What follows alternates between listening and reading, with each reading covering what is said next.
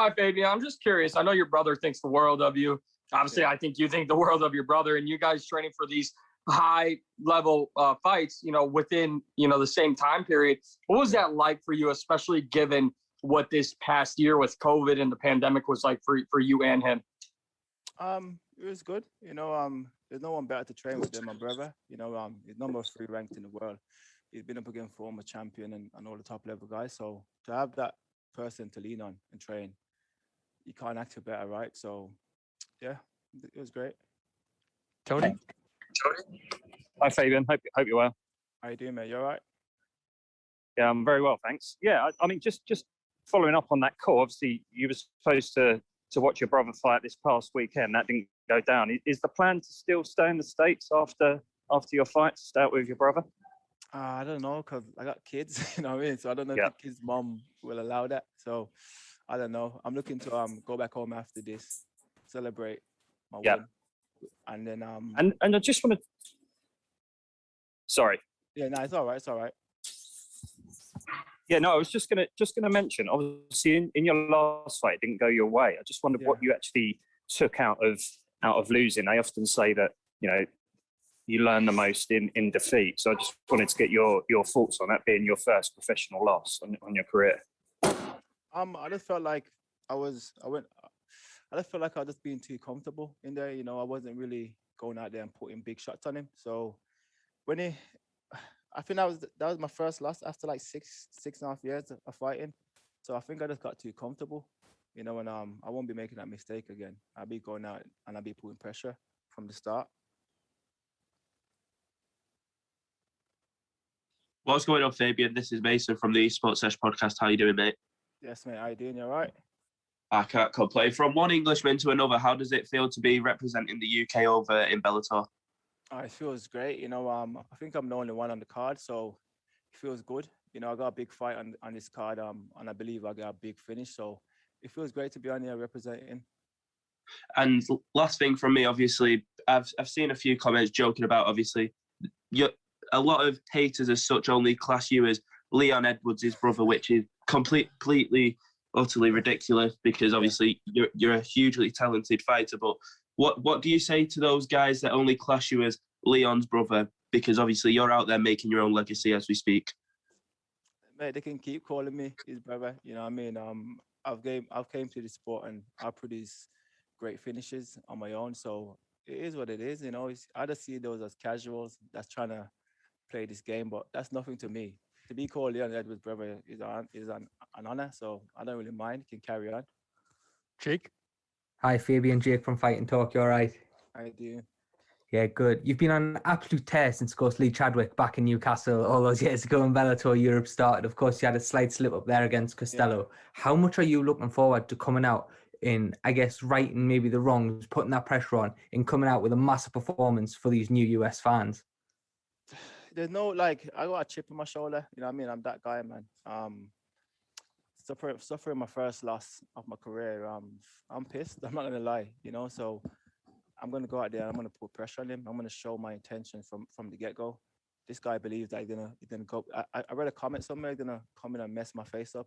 Not a chance going to happen. So reading those comments from him and suffering my first loss, it just lit that fire in my stomach. So I'm going to go out there. I'm going to beat him up bad. What sort of fight are you expecting from Austin in this one?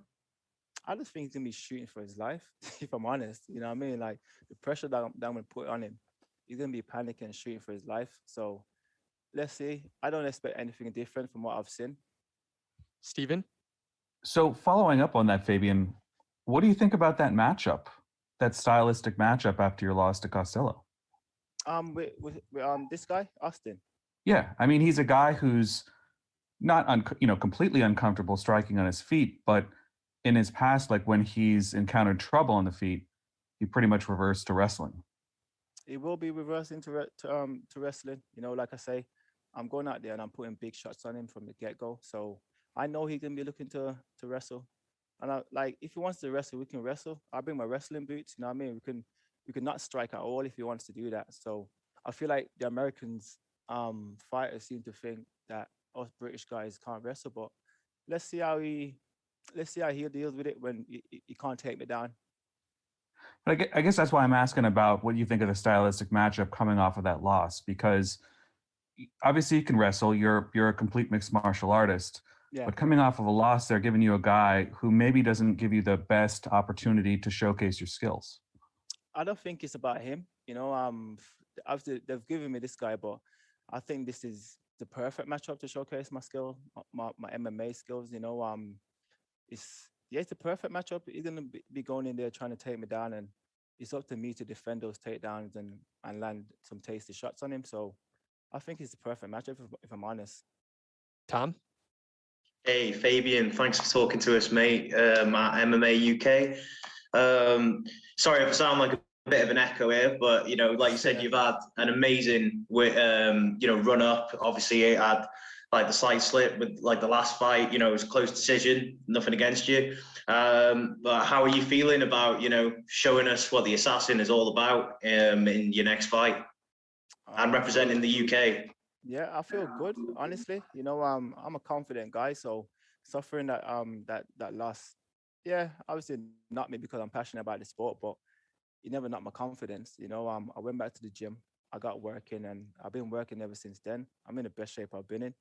I know a lot of people say that, but I really am. So I'm looking to go out there and just be free, man. I'm really looking forward to this fight. Awesome. Thank you. Best of luck, Fabian. Thank you. Sergio? Hi, this is Sergio from Fighter Path MMA. How are you doing? How you doing, mate? You all right? I'm doing well. So a couple of weeks ago, we saw Sergio Pettis kind of escape out of his brother's shadow and capture Bellator title. What would it mean to you to share that with the Pettis family and the very few families that have been able to capture world titles across several organizations? It'd be the world, and it mean the world to me because there's not a lot of people that have done that. There's not a lot of brothers that's been able to capture both titles. So for me to do that, and then for my brother to do that, that's gonna be a history, and that's what I got into this sport for. I didn't really get into this sport to be just another guy in this sport. There's loads of those. I came into this sport to stand out, and I believe that's what I'm gonna do. All right, we'll take a couple more. Harry? Hey, Fabian. Harry back from the Bookies Basement. Hope you're doing well. Good. How you doing? Good, thank you. So you're coming in as the number 4 ranked middleweight right now. Austin's currently sitting at number 3. So obviously you had the loss in your last fight, but do you feel like a win over Austin here kind of sets you up for the next shot at Gegard? I think it does. Gegard hasn't really been talking. He hasn't really been trying to get active. That's what I see from it. So I believe a big finish over Austin. That's gonna make me jump over all these guys. I know some of them will be pissed, but it is what it is. But I believe a big finish will put me right next in line. Got it. Well, thank you very much. Best of luck Friday. Respect. Thank you. Santiago? Hi, Fabian. Greetings from Amsterdam, and thank you for the time. How did your camp go at Renegade? And is everybody vibing up that big fight that Leon has in front of him with Nate Diaz? Can you feel that in the gym with Jai and Akon and all the other guys? Yeah, the energy in the gym is crazy. You got myself. You got Aiden. He's gonna be making his American debut in a couple of weeks. You got Tom Breeze, my brother. So the gym's just been filled with everyone in camp and in shape. That's all you need on the mat. When everyone's in shape and pushing each other, you see the best version of ourselves. So you're gonna see the best version of me on Friday. The champion of your division is Gegard Mousasi, and Scott Coker hinted about a fight with Gegard and John Salter maybe next. How do you see this fight go, Fabian? I think Mousasi wins that one. I think he wins that one. But whoever wins it, I'll be waiting. You know what I mean? I'll be waiting after I defeat Austin. I'll be waiting there. Last one, Paul. Yeah, hi, baby. Paul Gatsnova, EDF Sports. Can you tell me what you think your advantage is over Austin? I think everything.